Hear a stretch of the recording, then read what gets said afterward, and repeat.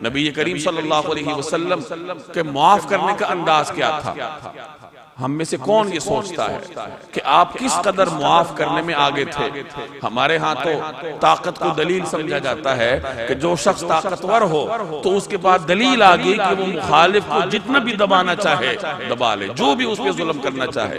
حالانکہ آپ صلی اللہ علیہ وسلم نے اپنے ایک ایسے دشمن کو، جو چھپا ہوا دشمن تھا، عبداللہ بن ابی، جس نے آپ صلی اللہ علیہ وسلم کی ہجرت کے بعد سے لے کر اپنی آخری سانس تک نبی کریم صلی اللہ علیہ وسلم کی مخالفت کی۔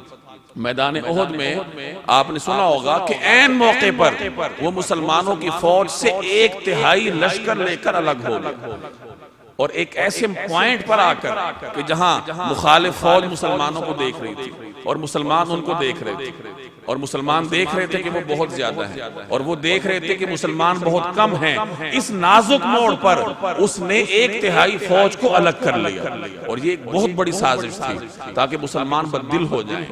اگر مشکل مقام پر جہاں انتہائی دباؤ ہو اور وہاں آپ کے لشکر کا ایک حصہ الگ ہو جائے تو باقی لشکر میں بددلی پھیلنے کا امکان ہوتا ہے، اور ایسا ہوا۔ کچھ دیگر صحابہ بھی بددل ہونے لگے، لیکن اللہ تبارک و تعالیٰ نے ان کے دلوں کو مضبوط کیا۔ اس شخص نے اتنا نقصان پہنچایا تھا۔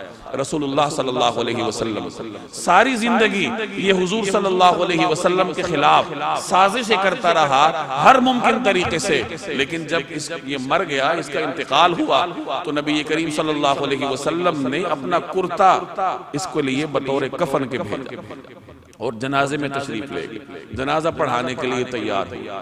وہ الگ بات کے بعد میں اللہ تعالیٰ نے منع کیا، اور پھر آپ نے اس کے بعد کسی منافق کی جنازہ نہیں پڑھائی۔ لیکن معاف کرنے کا انداز دیکھیں کہ کس طریقے سے نبی کریم صلی اللہ علیہ وسلم نے اس کو معاف کیا، اور یہ وہی شخص تھا جس نے حضرت عائشہ رضی اللہ تعالی عنہا پر تہمت لگائی تھی، اور نبی کریم صلی اللہ علیہ وسلم کو سخت قلبی اذیت پہنچائی تھی۔ یعنی اس نے اپنے ہاتھ، اپنے سازشی ہاتھ نبی کریم صلی اللہ علیہ وسلم کے گھر تک بڑھائے تھے، اس کے باوجود آپ صلی اللہ علیہ وسلم نے اس کو معاف کیا اور اس کے لیے اپنا کرتا بھی بھیجا۔ یہ آپ صلی اللہ علیہ وسلم کے معاف کرنے کا انداز ہے۔ ہم میں سے کوئی سوچتا ہے اگر کسی کو معاف کرنا ہو کہ اپنے پیغمبر کی سیرت کو اور سنت کو اس معاملے میں ہم لاگو کریں اور اگلے کو معاف کرنا سیکھیں؟ اہل مکہ کو کس طریقے سے آپ نے معاف کیا؟ یہ وہی لوگ تھے جنہوں نے آپ کی صاحبزادی کو، حضرت زینب رضی اللہ تعالی عنہا کو، حالت حمل میں، امید کی حالت میں سواری سے گرایا تھا۔ ان کا حمل ضائع ہوا، اور اسی زخم سے بعد میں ان کی شہادت ہوئی۔ یہ آپ کی بیٹی کے قاتل بھی ان میں موجود تھے، اور حضرت حمزہ رضی اللہ تعالی عنہ کا کلیجہ جبانے والے لوگ بھی ان میں موجود تھے۔ لیکن آپ صلی اللہ علیہ وسلم نے کتنی فراخ دلی سے ارشاد فرمایا کہ لا تثریب علیکم اليوم، کہ آج تمہارے اوپر کوئی گناہ نہیں ہے، تم سے کوئی مواخذہ نہیں کیا جائے۔